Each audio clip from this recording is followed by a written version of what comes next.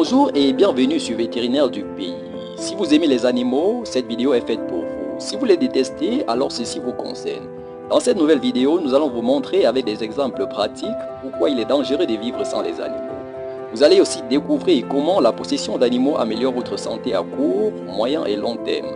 Avant la fin de cette vidéo, vous aurez compris qu'en fin de compte, nous collaborons tous avec les animaux. Si vous êtes au chômage, nous vous informons que les animaux sont une source intarissable d'emploi.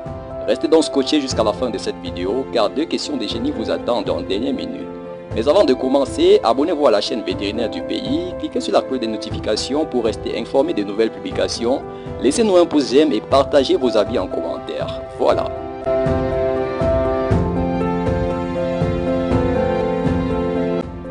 Commençons par une question préliminaire. Que pensez-vous des animaux? Les animaux, ils sont bizarres, mais pas le fruit d'un simple hasard. Ils sont d'une grande diversité et séduisants des qualités. Ils ont des pattes, ils sont sans pattes, certains sont carrément mille pattes. Ils savent entrer dans nos vies parfois sans nos invitations. Ils sont fidèles à tout instant et se refusent de juger. On les appelle les animaux parce qu'on se sent au supérieur. On les appelle des compagnons parce qu'on peut bien se sentir seul. On peut les appeler des bêtes alors qu'on voudrait les manger. Bien maintenant, ça suffit. On va se taire, on va se concentrer et on va découvrir tous ensemble la place des animaux dans nos vies.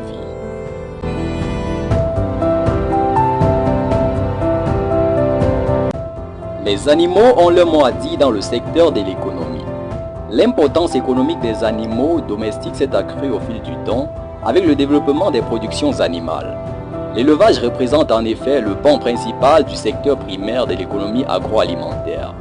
Les produits et sous-produits d'élevage peuvent être utilisés à diverses fins, que l'on soit dans l'élevage des rentes ou celui de subsistance. Le lait, la viande, les œufs sont des principaux produits de l'élevage à valeur marchande élevée.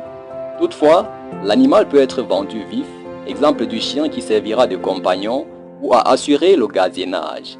En effet, la commercialisation des animaux de compagnie contribue de manière significative à l'économie mondiale chaque année. Il est estimé que l'industrie des animaux de compagnie apporte environ 55 milliards de dollars à l'économie américaine chaque année. Le bétail constitue en milieu rural une banque pour le paysan et donne un moyen de gérer les situations d'urgence financière. Dans les régions tropicales de certains pays en développement, les animaux sont utilisés pour le travail agricole, traction, labour, transport. L'élevage présente également une variété de produits qui subissent une certaine transformation pour des usages divers. On distingue ainsi dans l'artisanat, le cuir, les cornes, les sabots, la laine, la peau qui sont utilisés pour la fabrication de vêtements, des tapis et des tambours. Dans l'industrie d'énergie, la bouse est utilisée pour la production de biogaz, dans l'industrie agricole pour la fertilisation du sol.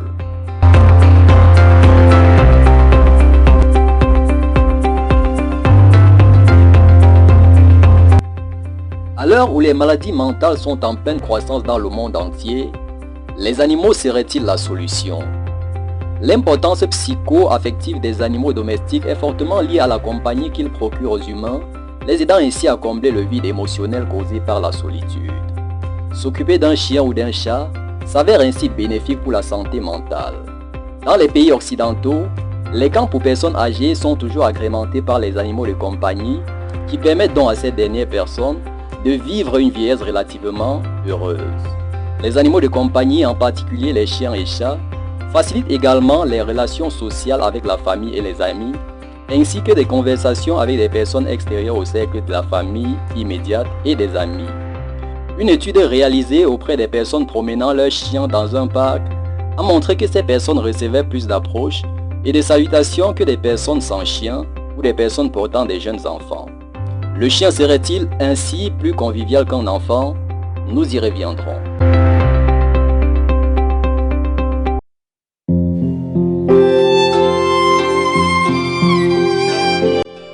Alors parlons des animaux dans la symbolique et la dynamique culturelle. Les animaux sont présents dans toutes les cultures du monde. Si dans les pays développés, la valeur psycho-affective des animaux de compagnie est largement étudiée, l'importance des animaux domestiques reste élevée dans les autres cultures et religions du monde.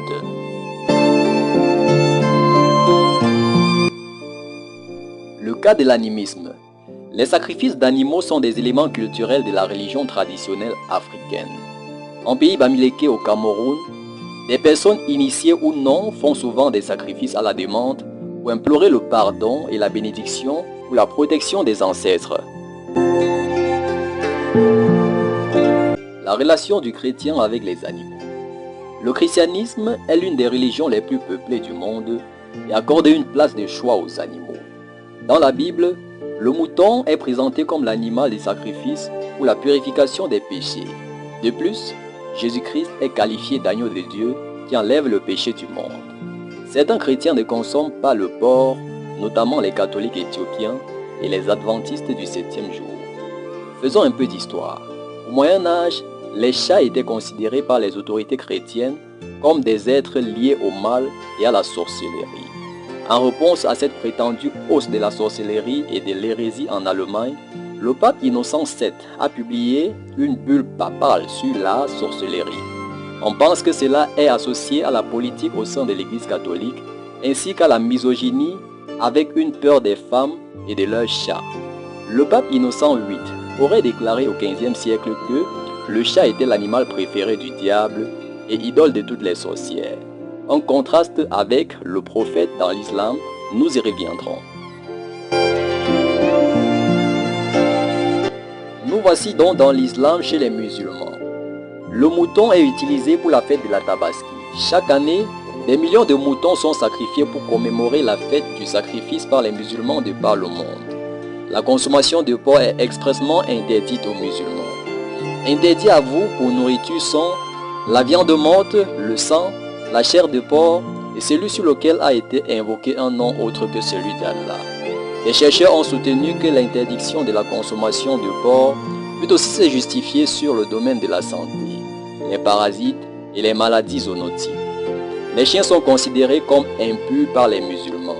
Le prophète Mahomet aurait en effet déclaré « Les anges n'entrent pas dans une maison possédant un chien ou son image ». Boukhari 4, verset 448. Par contre, on pense du prophète Mahomet qu'il aimait les chats, son chat étant réputé pour l'avoir sauvé d'un serpent. Le chat est considéré comme un animal pur et le prophète aurait déclaré que les chats doivent être traités comme des membres de la famille. Enfin, de même que les hindous qui interdisent les produits bovins, les musulmans évitent tout produit porcin.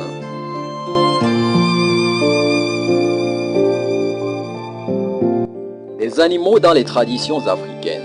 Dans pratiquement toutes les traditions africaines, l'animal est au centre de certaines cérémonies traditionnelles. Si vous avez déjà pris part à une dot, alors vous savez la place des animaux dans cette cérémonie. Ici, le nombre d'animaux, porcs, chèvres, poules, bœufs, demandés aux fiancés est en général fonction des capacités financières de ces derniers et de la valeur que la famille de la fiancée accorde à cette dernière. Les dons. Les animaux sont également utilisés pour faire des dons en signe de remerciement à des bienfaiteurs, totems. Dans les chefferies traditionnelles de plusieurs pays africains, certains animaux tigres, lions, sont considérés comme des totems ou des clans, démonstration de force. Dans la région septentrionale du Cameroun, la taille du cheptel bovin ou ovin par personne est une démonstration de force, un symbole de richesse et de pouvoir.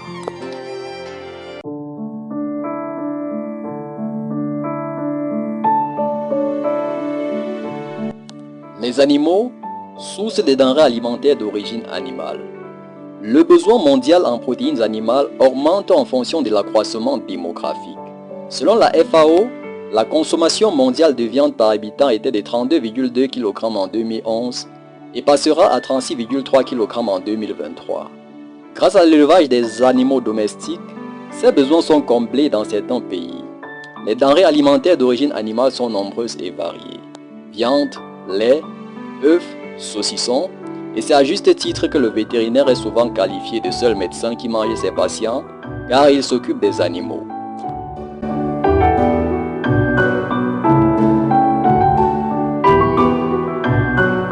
Importance sanitaire des animaux. Les animaux sont impliqués dans la transmission de nombreuses maladies appelées zoonoses. En effet, les statistiques rapportent que 75% des maladies infectieuses sont émergentes et 60% des agents pathogènes humains sont d'origine animale. Approche une santé, Nous y reviendrons. Ceci pourrait vous dissuader à l'idée de posséder des animaux, mais ne craignez rien, une bonne collaboration avec votre vétérinaire est la solution. Les avantages de la possession d'animaux de compagnie sur la santé sont assez étudiés dans le monde.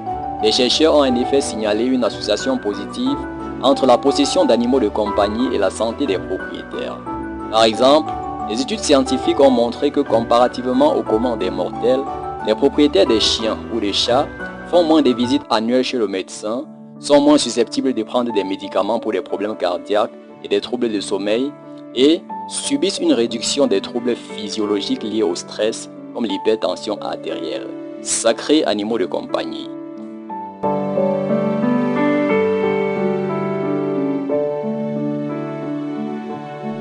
Les humains aiment la récréation et le divertissement. La vie nécessite en effet une bonne dose de divertissement et les animaux nous la donnent. Les chevaux sont utilisés pour les courses hippiques pendant lesquelles les paris sont effectués, les cerfs dans la symbolique de Noël. Enfin, certains animaux comme les chevaux sont impliqués dans la fantasia, une sorte de simulation d'assaut militaire pratiquée en Afrique du Nord et au-delà.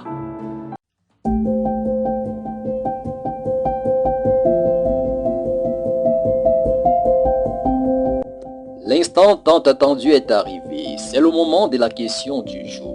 Au vu de ce que vous avez appris dans cette vidéo, quel animal de compagnie avez-vous décidé d'adopter? Quel business allez-vous lancer avec les animaux? Vos réponses sont attendues en commentaire.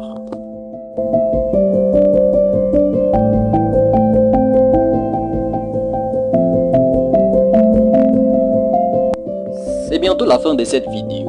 Merci de l'avoir suivi entièrement. Avant de quitter, abonnez-vous à la chaîne vétérinaire du pays, activez la cloche de notification pour recevoir la prochaine vidéo. Si vous avez aimé, laissez-nous un pouce j'aime, donnez vos avis en commentaire, partagez la vidéo à tous vos proches.